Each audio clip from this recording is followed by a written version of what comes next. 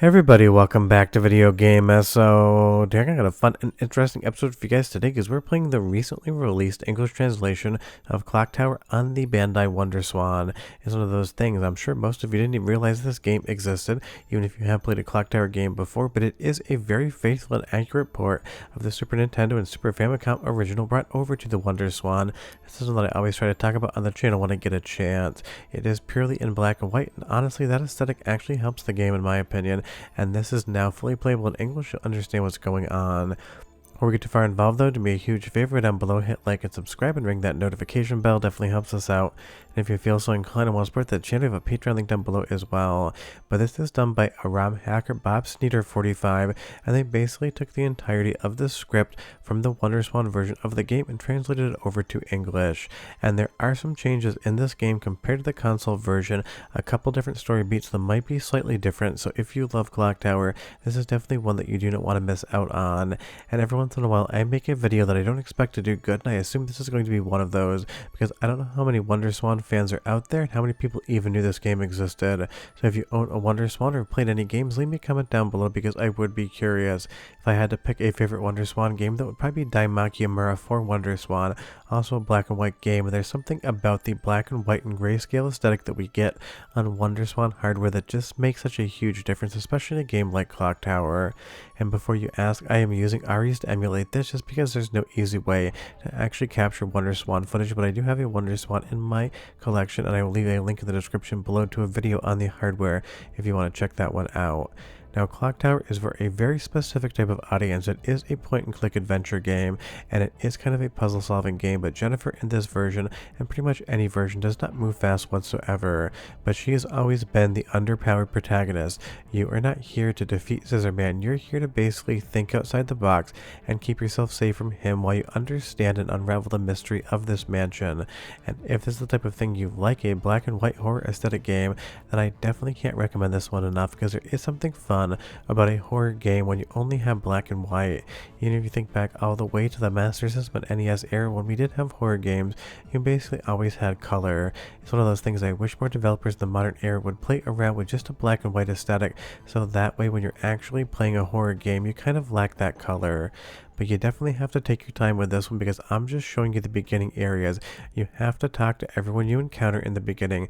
You have to look at everything, and you have to get some key items throughout the game if you're actually going to want to get the best ending. But one of the fun things about Clock Tower is there's multiple endings, all of them bad outside of one or two, but collecting all those endings definitely is a lot of fun in the game. And trust me, there are a decent amount. And if you actually want to speedrun this thing, there is a category for the first worst ending, which is basically free so long as you get all of your button inputs down correctly. So you two could probably tie for first place for a WonderSwan speedrun of the first bad ending in Clock Tower. But I absolutely love that translations like this exist. Basically, the entire Clock Tower franchise outside of this one game on WonderSwan can be played in English. This was kind of the dangling thread that somebody decided to pull on and give us a full English translation of. The script is definitely reduced down from the console versions. This kind of feels more like a bite-sized version of Clock Tower, but the entirety of the mansion is here. All of the story beats are as well. But if you do hear the audio underneath me talking, that backing track, that is actually from either the Super Nintendo or PlayStation 1 version of the game, because this game for the most part does not contain much audio, just the sound of footsteps, and I thought that that would get very old very quickly as I actually did the voiceover. But there's something about just those footsteps and the silent aesthetic and the little bit of background noise you get in Clock Tower on WonderSwan that really do a good job of building a true horror kind of vibe and sort of soundscape when you're playing the game, but for a video format just doesn't work for me. But I can assure you, if you're playing this game, look everywhere, click everywhere, anywhere you can interact with is going to show up with that little icon over the top, that square. And at the top of this pile of rubble here, you're going to find a single pebble, and I will let you discover if you play the game what you do with that. But it's the first air quote soundtrack sample time, 45 seconds of the environmental audio, and I'll be right back with a lot more Clock Tower.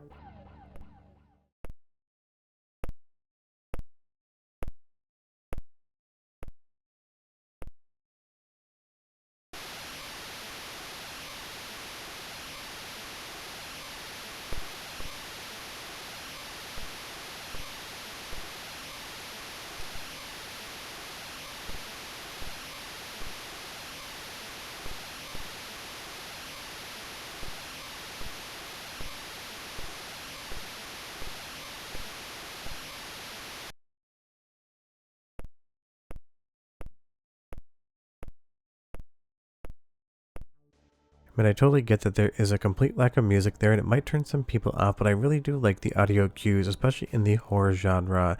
When you hear music in Clock Tower for WonderSwan, that means something's about to happen, or it means Scissorman has jumped out and is actively trying to pursue you and kill you. So I really like how little music they use, only using it for times when they actually want to hype you up, get some anticipation or anxiety going, or otherwise indicate that you are in for a world of hurt. Like I said earlier in the video, Jennifer completely defenseless for the most part. This is not a game where you're going to have any combat. You just need to use your brain and use the environment to understand exactly what you're supposed to do and when you're supposed to do it. And I have kind of bopped around back and forth in the gameplay capture here because I don't really want to give away too much, because there is something perfect about this game, especially in the handheld form factor. I love WonderSwan. It has a ton of fun games, but I know it's something that not many of you own. But playing something like a black and white clock tower on a handheld with a backlit screen, because mine is screen modded, it looks absolutely stunning, and that's just not anything that I can relay in this video, because again, I am using Ares emulation for the WonderSwan just because it's the only way I actually have of getting any footage from this title. But I've always loved Clock Tower, and I've always loved human entertainment games. They basically did things completely different than anybody else ever did them, and I've always appreciated them kind of zagging when everyone else was going in the opposite direction. That didn't always work for human entertainment. Their games ranged from some of the best of all time to absolute outright failures like Septentrion on PlayStation 1, but they were always trying something different. I always loved that about them. And you'll see here as we go into the bedroom from the living room, if you've never played Clock Tower Super Nintendo, it might not make sense, but this is such a faithful recreation of that game on much inferior hardware in some ways. And that's how you know you have a talented development team, where they can basically take a Super Nintendo game, reduce down the technical capabilities of it, remove all of the color because it was made for the original Bandai WonderSwan, which didn't have a color variant, and still have all the effects and all of the fun horror elements come over. And sometimes this game's soundtrack samples just absolutely make me laugh in all the best ways possible. When you let this bird out of its cage here, it is basically going to attack you, but it's going to talk to you in its kind of parrot mimicry voice the entire time, and I'm really not sure where they got the sample from, both on the original Super Nintendo version of the game as well as WonderSwan, but it's unintentionally jank, horror funny in all the best ways. So listen just for like 15 seconds and I'll be right back to show you how the game keeps going.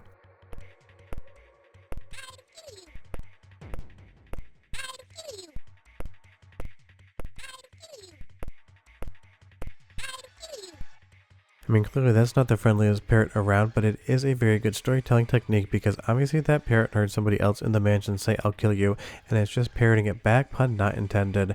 And it's one of those things that makes you realize that there's something bad going on in the mansion. You just don't know what it is yet, and you cannot escape this room until you figure out how to actually catch that parrot. If you use the bedspread from the right hand bed, and it is demarcated in black so you'd know to look there, you can actually trap the parrot in that blanket and then move on. And that is one of the moments in the game that are going to affect other things. Basically everything you do in Clock Tower is going to form a different event, and that's something that you need to understand how to navigate through the world. But here is a real soundtrack sample, 35 seconds, and I'll be right back.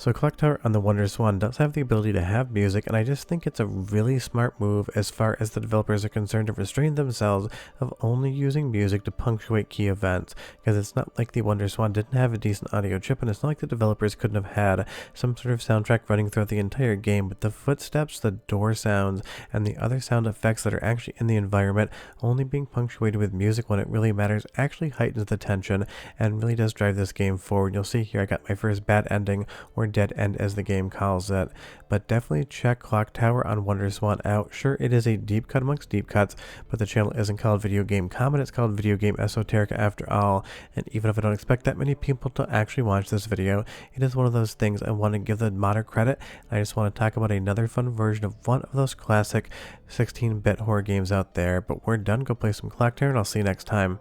Bye bye.